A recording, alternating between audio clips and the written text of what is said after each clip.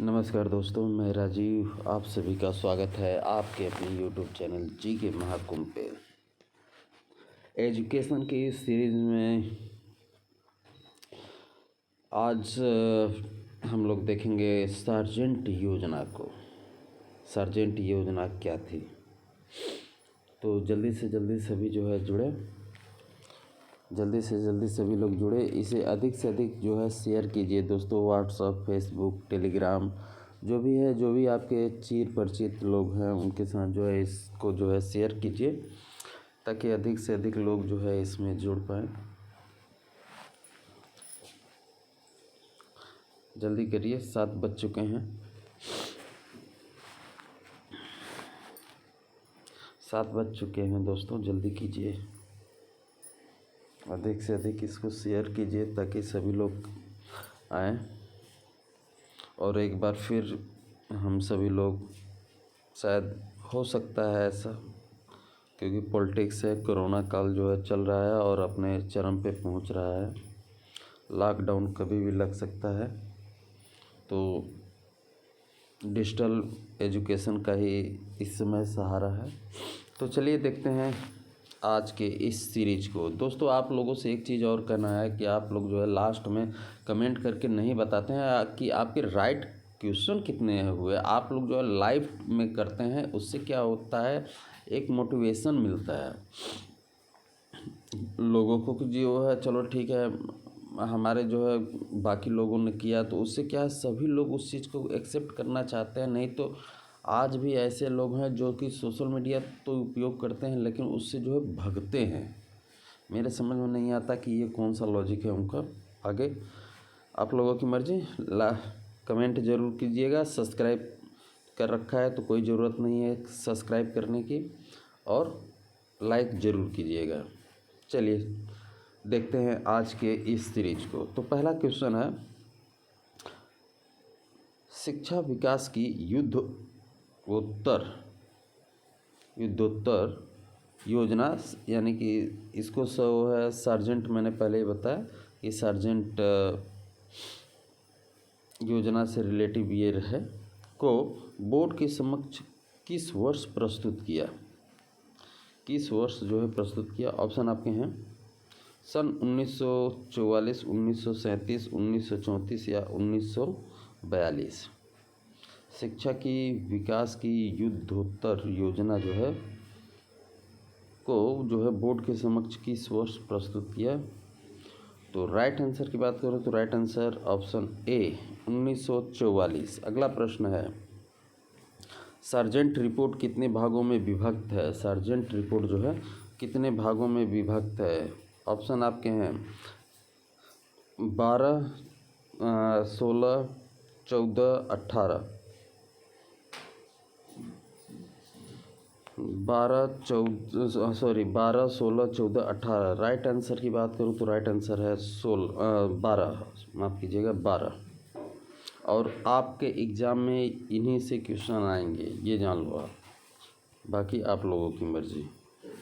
आप लोगों को तो चाहिए कम से कम इस वीडियो को जो है 3 से 4 बार, 5 बार, जितनी बार देखना चाहो उतनी बार देखो।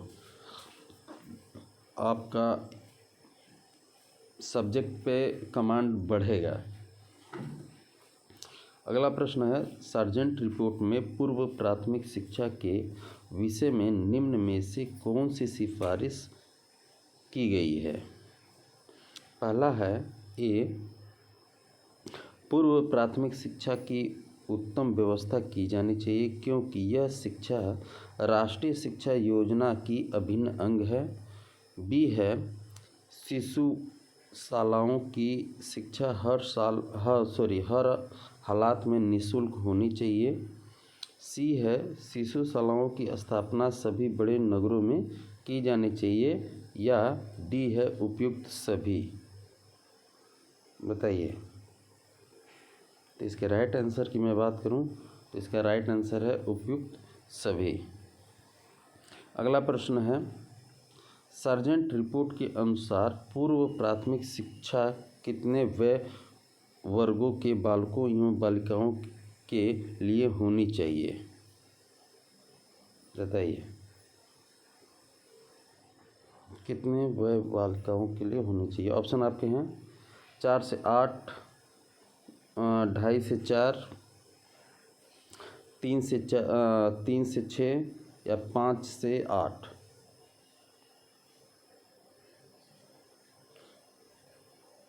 पूर्व प्राथमिक शिक्षा कितने वय वर्गों के बालकों को जो है दी जानी चाहिए? राइट आंसर है 4 से 8, ऑप्शन ए। जिसने भी दिया उन सभी का सही है। अगला प्रश्न है, शिशु शालाओं का मुख्य उद्देश्य था। शिशु शालाओं का जो है मुख्य उद्देश्य क्या था? ऑप्शन आपके हैं सामाजिक अनुभव देना, शिष्टाचार की शिक्षा देना, ए और बी, या विचार विनिमय करना। राइट आंसर है ऑप्शन सी, सामाजिक अनुभव देना और शिष्टाचार की शिक्षा देना। अगला प्रश्न है, सार्जेंट रिपोर्ट में प्राथमिक शिक्षा के किस आयु के सभी बालकों को जो है निःशुल्क और अनिवार्य शिक्षा का प्रावधान किया गया? ऑप्शन आपके हैं 6 से 14, 8 से 16 या 5 से 12 या 7 से 12। बताइए, सार्जेंट रिपोर्ट में प्राथमिक शिक्षा के लिए किस आयु के सभी बालकों को जो है निःशुल्क और अनिवार्य शिक्षा का प्रावधान किया गया? तो राइट आंसर है 6 से 14। अगला प्रश्न है, प्राथमिक शिक्षा को अनिवार्य बनाने के लिए किसकी नियुक्त किए जाने की व्यवस्था की गई?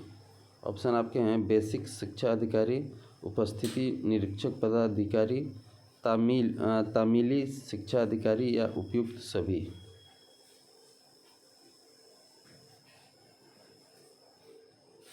बताइए, प्राथमिक शिक्षा को अनिवार्य बनाने के लिए किसकी नियुक्ति की जाने की व्यवस्था की गई?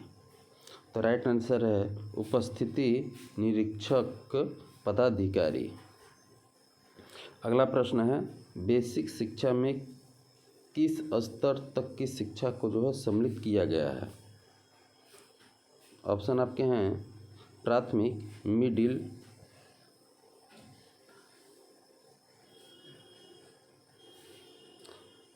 ए और बी, या हाई स्कूल।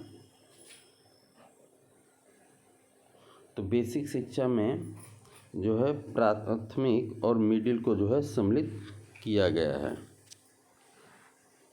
तो राइट आंसर है ए और बी दोनों, यानी कि ऑप्शन सी करेक्ट है इसका। अगला प्रश्न है, बेसिक शिक्षा को आत्मनिर्भर नहीं बनाया जाना चाहिए क्योंकि बच्चों के द्वारा बनाई जाने वाली वस्तुओं को बेचना कठिन है। दूसरा है, बच्चों में कार्य कुशलता गौण हो जाएगी। सी है, बच्चों द्वारा तैयार की गई वस्तुएं बहुमूल्य होंगी और लोगों के लिए खरीदना दुष्कर हो जाएगा। डी है, बच्चों के अनुभव शून्यता के कारण निर्मित वस्तुएं उपयोगी होंगी। बताइए।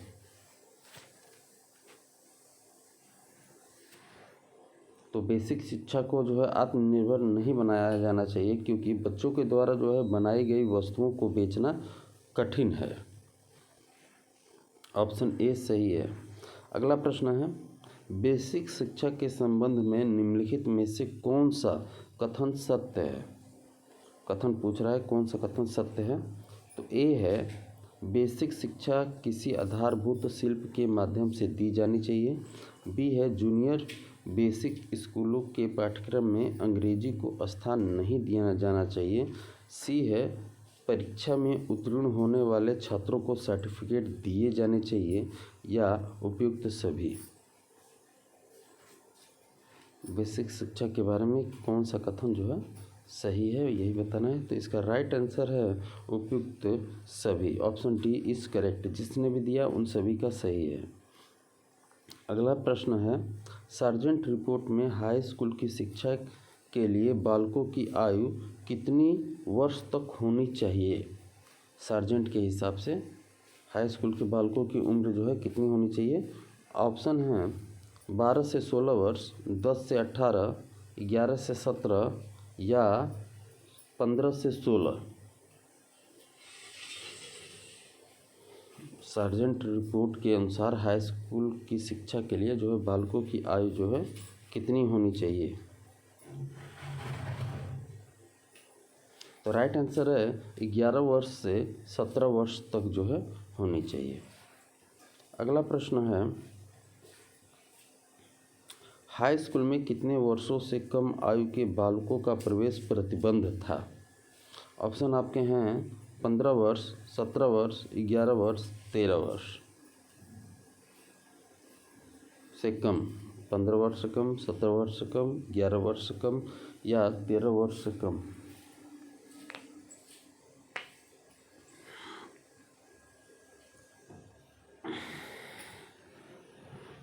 तो राइट आंसर की बात करूं तो राइट आंसर है 11 वर्ष से कम आयु के बालकों का जो है हाई स्कूल में प्रवेश बंद था। अगला प्रश्न है हाई स्कूल में प्रवेश लेने वाले छात्रों को कितनी आयु की समाप्ति तक अनिवार्य रूप से शिक्षा ग्रहण करनी चाहिए? यानी कि लास्ट एज पूछ रहा है आपसे। ऑप्शन आपको है 12, 14, 16, 18। राइट आंसर है 14 वर्ष। अगला प्रश्न है हाई स्कूल में बालकों एवं छात्राओं का अनुपात कितना होना चाहिए? हाई स्कूल में जो है अध्यापकों एवं छात्रों का अनुपात कितना होना चाहिए? ऑप्शन आपके हैं 1:40, 1:10, 1:20 या 1:50। तो राइट आंसर है छात्र अध्यापकों और छात्रों का अनुपात जो है 1:20 होना चाहिए, यानी कि 20 छात्र पे जो है 1 अध्यापक। अगला है सार्जेंट रिपोर्ट में हाई स्कूल में अध्ययन करने वाले कितने प्रतिशत बालकों को निःशुल्क शिक्षा दिए जाने का प्रावधान किया गया है? सार्जेंट रिपोर्ट में हाई स्कूल में अध्ययन करने वाले कितने प्रतिशत बालकों को जो है निःशुल्क शिक्षा देने का प्रावधान किया गया है? ऑप्शन आपके हैं 30%, 20%, 50%, 40%।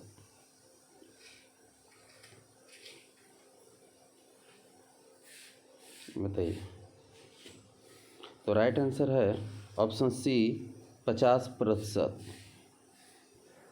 अगला प्रश्न है विश्वविद्यालयों में शिक्षा स्तर का उन्नयन करने के लिए निम्नलिखित में से कौन सा सुझाव सार्जेंट ने दिया था? ऑप्शन आपके हैं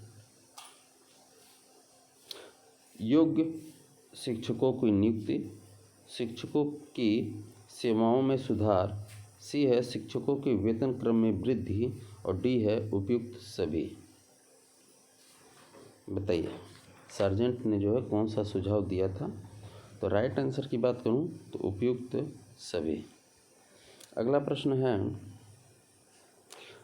विश्वविद्यालयों में छात्रों और शिक्षकों के पारस्परिक संबंधों में घनिष्ठता उत्पन्न करने के लिए किस प्रणाली के प्रचलन का सुझाव जो है सार्जेंट ने दिया था? ऑप्शन आपके हैं उपकक्षा प्रणाली, सहगामी प्रणाली, विनिमय प्रणाली या सहगामी प्रणाली, सपाठगामी प्रणाली, माफ़ कीजिएगा। विश्वविद्यालयों में छात्रों और शिक्षकों के पारस्परिक संबंध में घनिष्ठता उत्पन्न करने के लिए किस प्रणाली के प्रचलन का सुझाव जो है सार्जेंट ने दिया था? तो राइट आंसर की बात करूं तो राइट आंसर ऑप्शन ए उपकक्षा प्रणाली का सुझाव जो है दिया था। अगला प्रश्न है सत्य कथन इसमें चुनना है। तो पहला है सार्जेंट रिपोर्ट में प्रजातंत्र को सफल बनाने के लिए वयस्क शिक्षा को जो है परम आवश्यक बताया गया।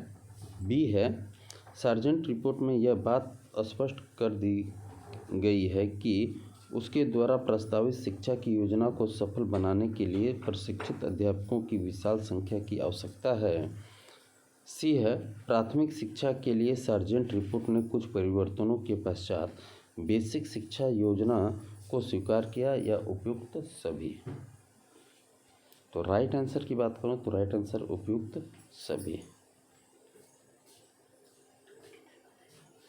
अगला प्रश्न है, सार्जेंट रिपोर्ट में प्रजातंत्र के आदर्श को सफल बनाने के लिए किस शिक्षा को परमावश्यक बताया गया? बताइए। ऑप्शन बता दे रहा हूँ, वयस्क शिक्षा, बालक शिक्षा, बालिका शिक्षा या उपयुक्त सभी।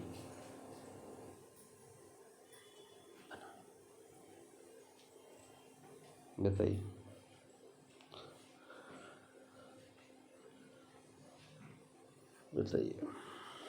तो राइट आंसर की बात करूं तो राइट आंसर है वयस्क शिक्षा। अगला प्रश्न है, वयस्क शिक्षा के लिए सार्जेंट रिपोर्ट में कितनी अवधि निश्चित की गई थी? वयस्क शिक्षा में सार्जेंट रिपोर्ट में कितनी अवधि निश्चित की गई थी? ऑप्शन है 1 वर्ष, 2 वर्ष, 3 वर्ष, 4 वर्ष। तो राइट आंसर की बात करूं तो राइट आंसर है 1 वर्ष। अगला प्रश्न है, शिक्षकों को प्रशिक्षित करने के लिए सार्जेंट ने निम्न में से कैसी प्रशिक्षण संस्थाएं स्थापित करने का सुझाव दिया था?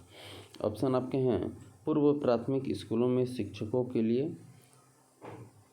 बी है जूनियर एवं सीनियर बेसिक स्कूलों में शिक्षकों के लिए, सी है हाई स्कूलों के शिक्षकों के लिए या उपयुक्त सभी। तो इसका राइट आंसर है उपयुक्त सभी। अगला प्रश्न है, सार्जेंट ने अपने रिपोर्ट में शिक्षण प्रशिक्षण के संबंध में क्या महत्वपूर्ण सुझाव दिए थे? तो ऑप्शन आपके हैं, ए प्रशिक्षण संस्थाएं यथासंभव सावस होनी चाहिए, बी है प्रशिक्षण संस्थाओं के छात्रा अध्यापकों से निःशुल्क नहीं लिया जाना चाहिए, सी है सब प्रकार के शिक्षकों के लिए अभिनव पाठ्यक्रम की व्यवस्था की जानी चाहिए, या डी उपयुक्त सभी। तो राइट आंसर है उपयुक्त सभी। अगला प्रश्न है, सार्जेंट रिपोर्ट राष्ट्रीय शिक्षा की प्रथम व्यापक योजना है। इस पाठ्यक्रम को स्वीकार नहीं करती है कि भारत शिक्षा के क्षेत्र में अन्य राष्ट्रों से सदैव निम्नतर स्तर पर रहेगा। यह विश्वास पर आधारित है कि अन्य देशों ने शिक्षा के क्षेत्र में जो सफलता प्राप्त की है उसे प्राप्त करने की इस देश में पर्याप्त क्षमता है। यह कथन किस व्यक्ति का है? तो ऑप्शन आपके हैं, डी कोशाम्बी, बी भारत भूषण उपाध्याय, सी केजी सैदेन, डी रविशंकर शुक्ल। बताइए। तो राइट आंसर है केजी सैदेन, ऑप्शन सी। इसमें अगला क्वेश्चन सत्य कथन चुनना है कि इसमें सही क्या है। चलिए देख लेते हैं। इसमें है, भारतीय शिक्षा के इतिहास में सार्जेंट रिपोर्ट का अपना विशेष स्थान है। बी सार्जेंट रिपोर्ट में व्यापकता थी, भारतीय शिक्षा का संपूर्ण चित्र था और दोषों का निर्भीक वर्णन था। सी है सार्जेंट रिपोर्ट राष्ट्रीय शिक्षा की प्रथम व्यापक योजना है, या डी उपयुक्त सभी। तो इसके राइट आंसर की बात करूं तो राइट आंसर है उपयुक्त सभी। अगला प्रश्न है, सार्जेंट रिपोर्ट में निम्न में से कौन सी शिक्षा के बारे में बिल्कुल मौन है? बताइए, बिल्कुल मौन है। ऑप्शन आपके हैं, ए आवासीय शिक्षा, बी व्यवहारिक शिक्षा, सी ग्रामीण शिक्षा, डी शासकीय शिक्षा। राइट आंसर है सार्जेंट रिपोर्ट में बिल्कुल न के बराबर बताया गया है। ग्रामीण शिक्षा के बारे में कोई भी चर्चा नहीं की गई है। अगला प्रश्न है, शिक्षा के पुनर्निर्माण के कार्य को कब प्रारंभ किया गया? शिक्षा के पुनर्निर्माण के कार्य को जो है कब प्रारंभ किया गया? ऑप्शन है सन 1938, सन 1935, सन 1932 या सन 1936। राइट आंसर है ऑप्शन ए सन 1938। अगला प्रश्न है, असत्य कथन इसमें से चुनना है। असत्य क्या है?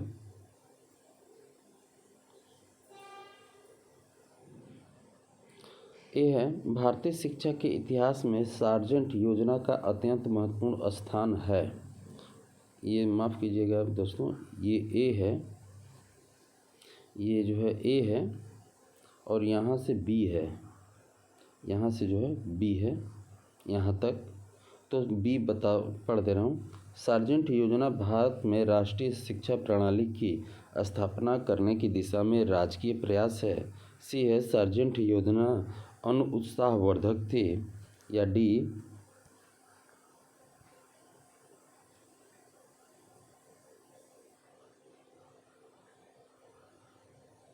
डी है, सार्जेंट योजना में तत्कालीन भारतीय शिक्षा में सुधार के लिए विस्तृत रचनात्मक योजना प्रस्तुत की गई थी।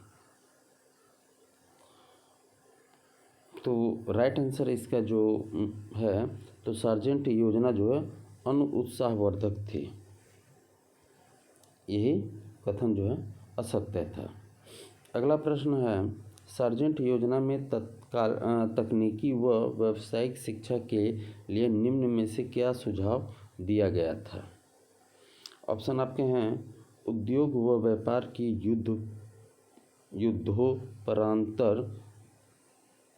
युद्धोपरांत आवश्यकताओं की पूर्ति के लिए सभी स्तरों पर तकनीकी शिक्षा की प्रभावी प्रणाली को स्थापित करने की तीव्र आवश्यकता है।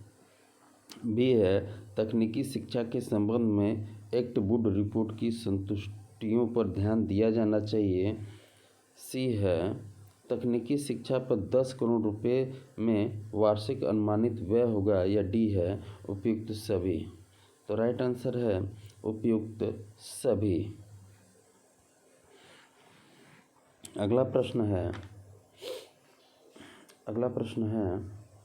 सार्जेंट रिपोर्ट में निरक्षरता उन्मूलन के लिए कितने वर्ष आंदोलन चलाए जाने का सुझाव पेश किया था?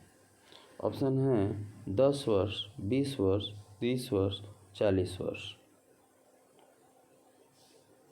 तो राइट आंसर इसका है ऑप्शन बी 20 वर्ष। अगला प्रश्न है, सत्य कथन को चुनना है। ब्रिटिश शासन के दौरान भारत में शिक्षा की स्तरीकृत व्यवस्था प्रचलित थी। बी है, ब्रिटिश कालीन शिक्षा में औपचारिक शिक्षा प्रणाली का प्रारंभ हुआ। सी है, ब्रिटिश काल के दौरान भारत में शिक्षा के उद्देश्यों में अकल्पनीय परिवर्तन आए। या डी है, उपयुक्त सभी।